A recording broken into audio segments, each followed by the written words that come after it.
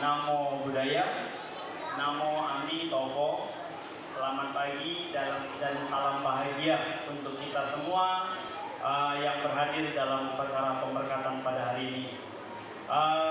Kami dari keluarga besar Majelis Budaya Indonesia Langkat Binjai dan juga keluarga besar dari Wihara Buddha Paduma, tempat Anda beracara pada hari ini, menyampaikan turut bermudita cita, turut berbahagia dengan apa yang Anda jalani hari ini, yaitu pemberkatan perkawinan secara agama Buddha.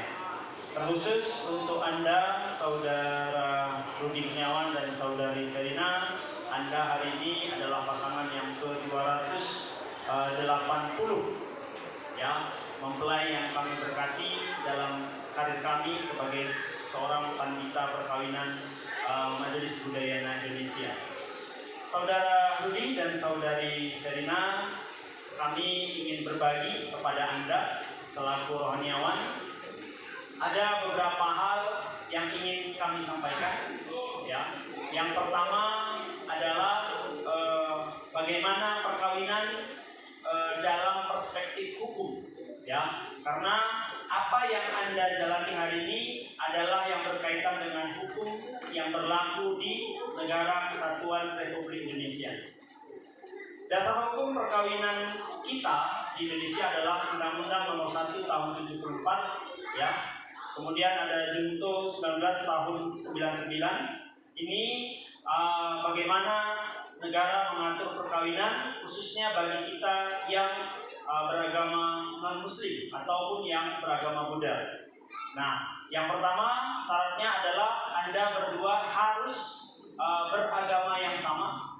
Nah, kita sudah melihat dari data yang Anda berikan kepada kami, Rudi dan Serina beragama Buddha, artinya Anda berdua boleh diberkati, ya, dinikahkan secara agama Buddha di wihara ini. Nah, pertanyaan misalnya, Pak, kalau misalnya di antara mempelai ada yang tidak beragama Buddha, ya, satu beragama Buddha, yang lainnya bukan, apakah tidak bisa?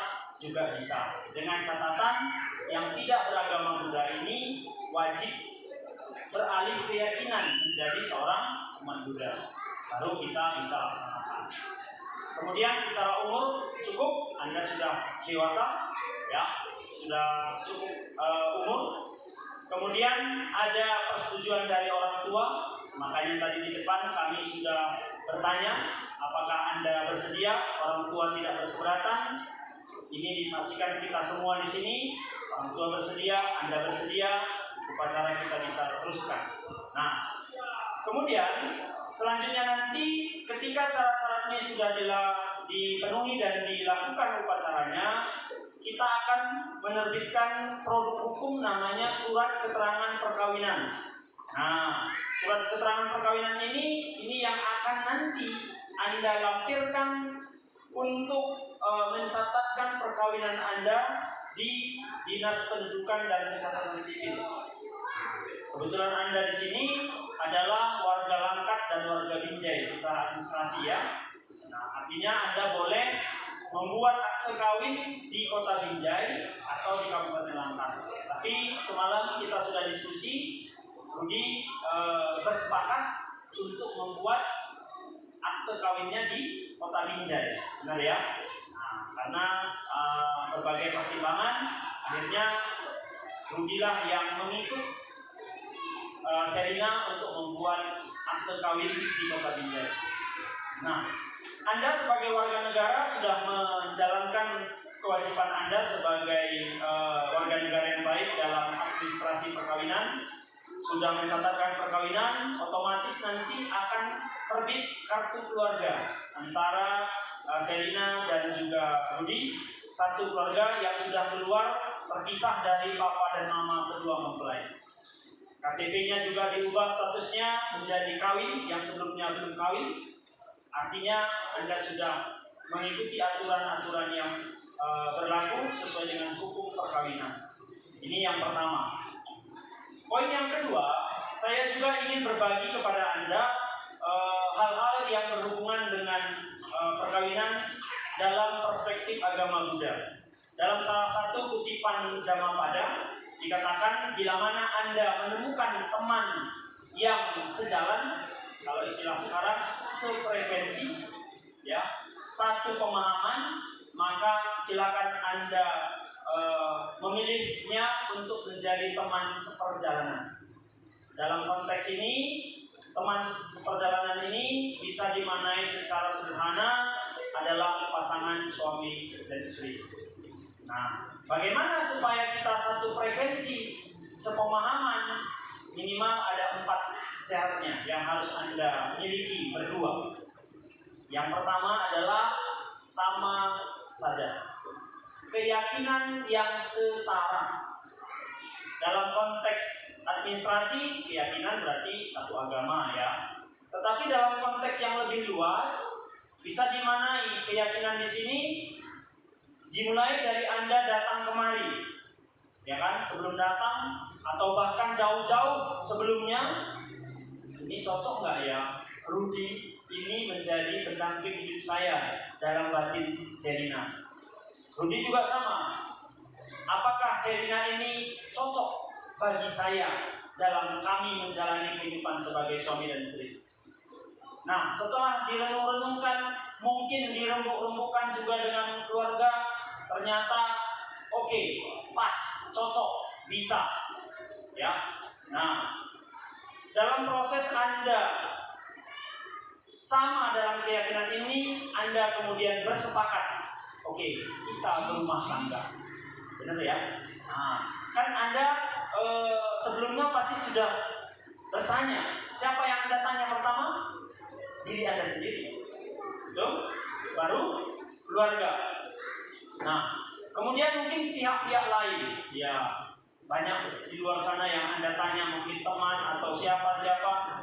Tapi yang jelas Anda sudah yakin bahwa Rudy, bahwa Sherina adalah orang yang tepat. Makanya Anda datang sini hari ini. Satu keyakinan, sama dalam keyakinan, benar ya? Nah, kemudian dalam konteks keyakinan yang lain, karena Anda hari ini sudah datang, sudah diberkati secara agama Buddha, harapan kami janganlah ini pertama dan juga yang terakhir Anda datang ke wihara. Tidak mesti harus ke wihara Buddha Paduma. Di wihara-wihara yang lain mungkin nanti Anda tinggal di Sabah, tinggal di Deli Serdang atau di Medan.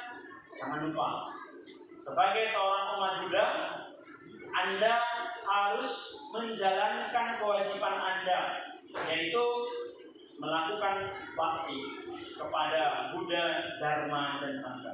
Menjalani sila dalam kehidupan Anda sehari-hari sebagai seorang umat Buddha. Tadi sudah kita sampaikan minimal 5 sila, ya.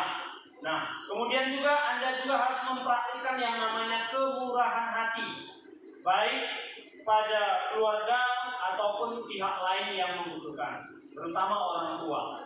Sebagai seorang anak, Anda harus selalu berbakti kepada orang tua.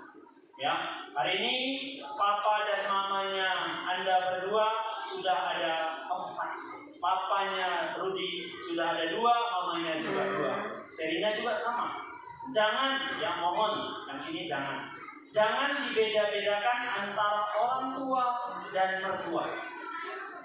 Ketika Anda sudah menjatuhkan pilihan menjadi istri atau suami dari pasangan Anda, orang tuanya juga adalah bagian dari tanggung jawab Anda. Ini harapan kami. Karena berkah, rezeki, kemakmuran, dan semuanya ini termasuk adalah doa dan restu dari orang tua Anda juga. Kedua belah pihak. Yang kedua, Anda harus memiliki sila moralitas yang setara. Kalau Anda ingin bahagia, selalulah tadi saya sampaikan menjaga sila. Dalam rumah tangga ini ada istilah 4 pasangan yang sering diumpamakan sebagai para dewa dan dewi. Dewa dan dewi ini adalah pasangan yang ideal, ya. Si suami seperti dewa dengan moralitas, kemurahan hati, cinta kasih, semangat bekerja yang baik. Si istri juga sama, sebagai pendamping, sebagai teman hidup, sebagai ibu, sebagai pengelola yang mengatur rumah tangga dengan baik, itu disebut sebagai sesosok dewi atau layak disamakan dengan dewi, pasangan yang ideal. Ada pasangan yang kurang ideal, suaminya baik, istrinya kurang, seperti dewa dan raksesi. Nah, suaminya baik, murah hati, gemar menolong, berbakti kepada orang tua. Maafnya, ini contoh ya, bukan berarti Anda Serina ya. Istrinya kebalikan, ya, keras kepala, egois, mau menang sendiri, ya kan, royal atau tidak bisa mengelola keuangan dengan baik. Nah, ini seperti raksesi. Yang ketiga, dibalik, istrinya laksana dewi, baik sebagai istri yang cekatan dalam mengelola rumah tangga, hormat kepada suami. Si suami malah brutal, ya, kasar, suka main kekerasan, KDRT, ya, suka minum-minuman keras, berjudi, tidak terampil dalam mencari nafkah. Nah, menyusahkan keluarga. Ini seperti dewi dan raksasa. Dan yang terakhir, nah ini yang lebih gawat. Ada banyak di luar sana, seperti raksasa dan raksesi. Suami istri pasangan oke, cocok, tapi dalam hal yang negatif. Nah, kalau yang ini maafnya jauh-jauh lah. Ya, suami istri kompak, tapi dalam hal yang negatif. Ya.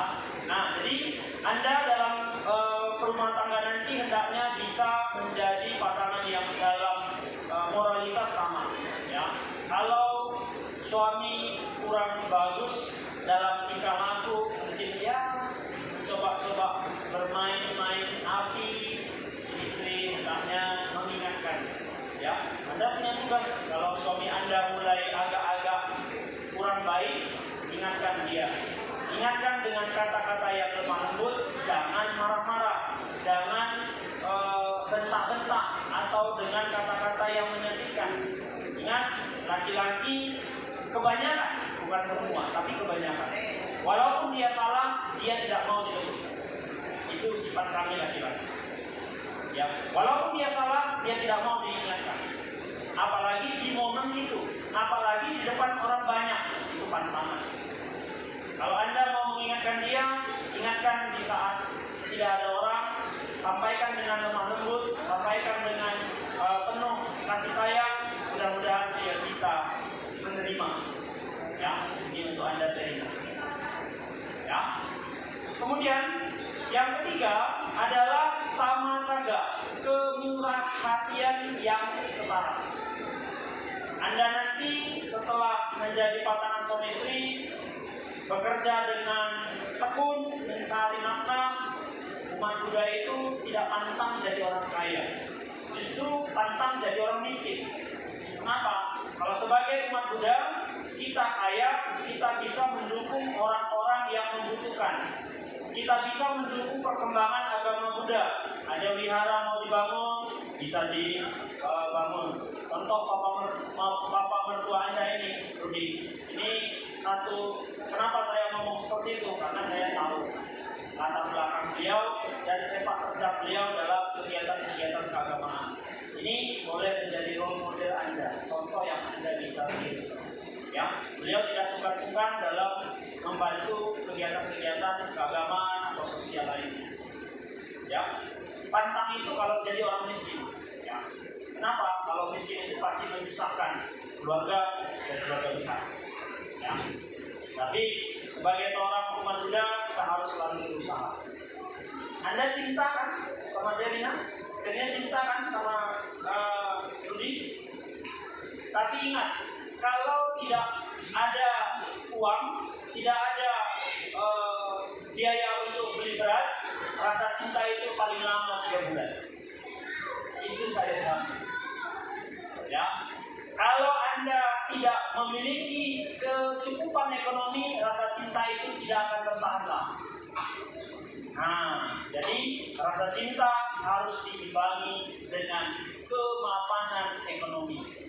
Karena kita sebagai rumah tangga, suka tidak suka, harus cukup secara ekonomi.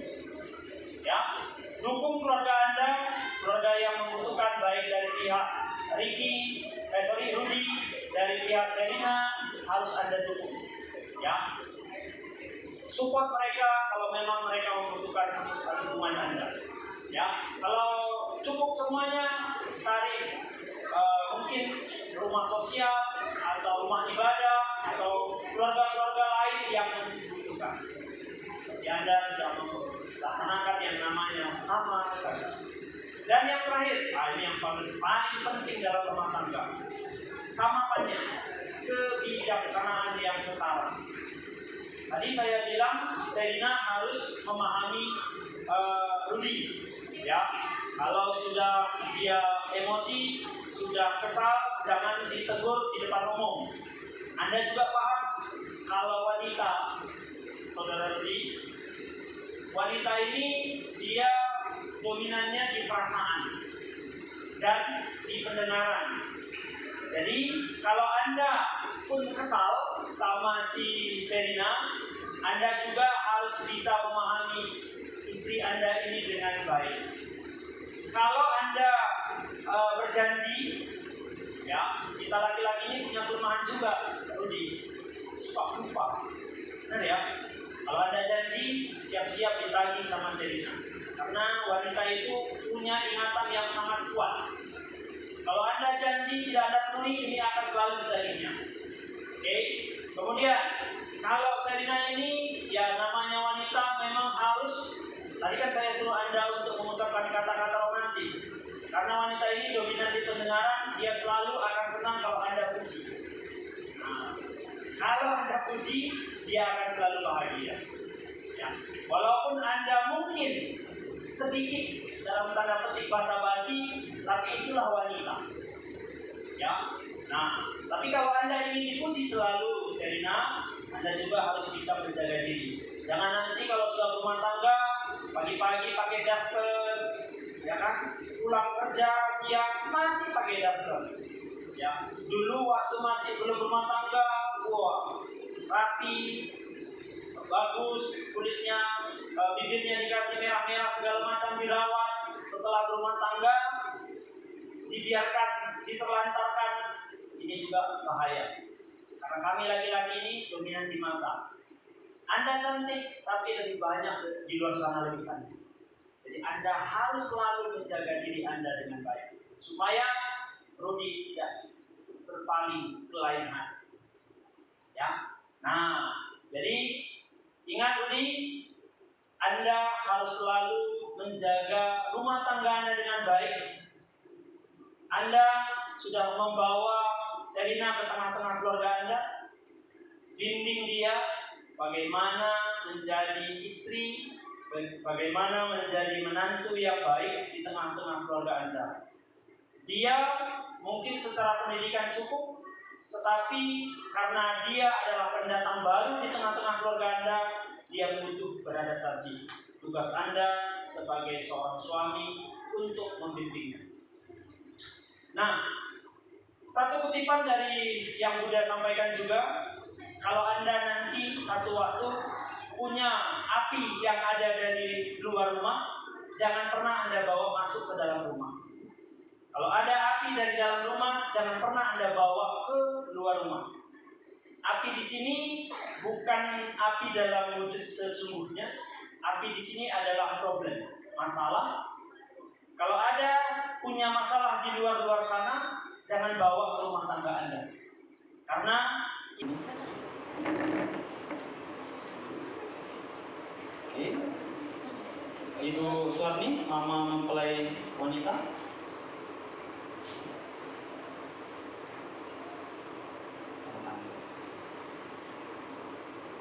Silakan.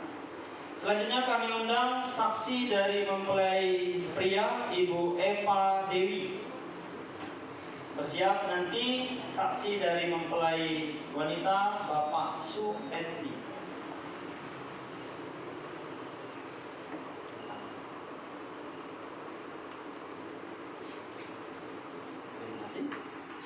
silakan.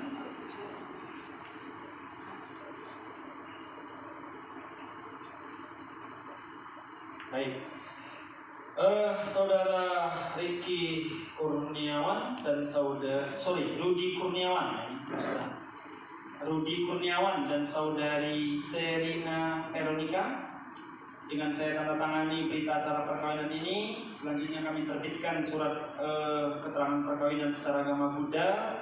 Nanti Anda lengkapi satu berkas lagi untuk kita catatkan perkawinan Anda. Untuk administrasi perkawinan secara agama Buddha, Anda sudah